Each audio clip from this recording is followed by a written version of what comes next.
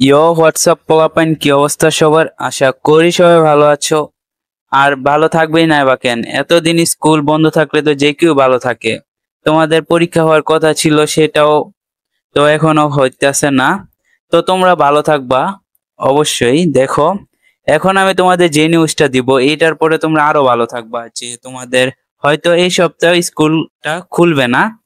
দেখো, আমরা নিউজটা দেখি কি বলা হয়েছে এখানে।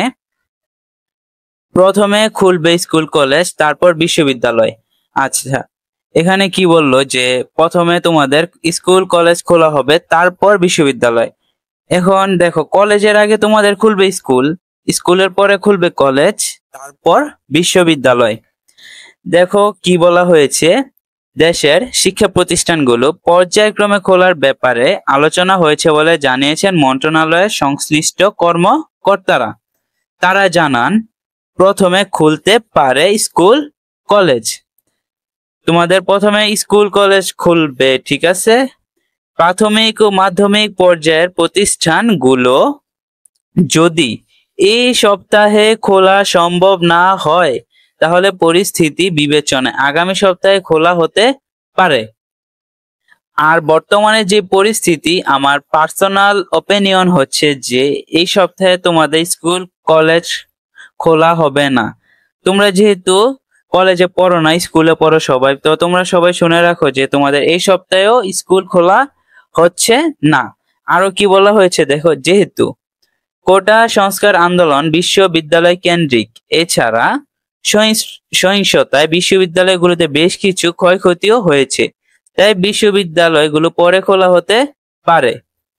এটা আমরা জানি যে কোটা সংস্কার আন্দোলন তো মূলত বিশ্ববিদ্যালয় থেকেই হয়েছে, ঠিক আছে। আর দেখো, মন্ত্রণালয়ের আরেকটি সূত্র জানায়, প্রাথমিক পর্যায়ের স্কুলগুলো শহরে খোলার ব্যাপার আলোচনা হয়েছে। মানে তোমাদের আগে যেই, তোমরা তো এখন মাধ্যমিক পর্যায়ে আছো।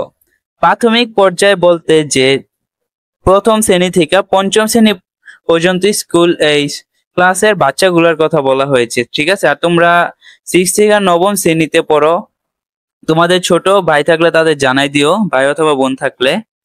তবে আজ সোমবার প্রধানমন্ত্রী শেখ হাসিনা সভাপতিত্বে মন্ত্রিসভায় বৈঠক রয়েছে। সেখানে বা বৈঠক শেষে আলাদাভাবে শিক্ষা প্রতিষ্ঠান খোলার ব্যাপারে আলোচনা হতে পারে। প্রাথমিক গণশিক্ষা মন্ত্রণালয়ের সচিব ফরিদ আহমেদ কালের কণ্ঠকে বলেন, বর্তমান পরিস্থিতিতে আমরা গভীরভাবে পর্যবেক্ষণ করছি।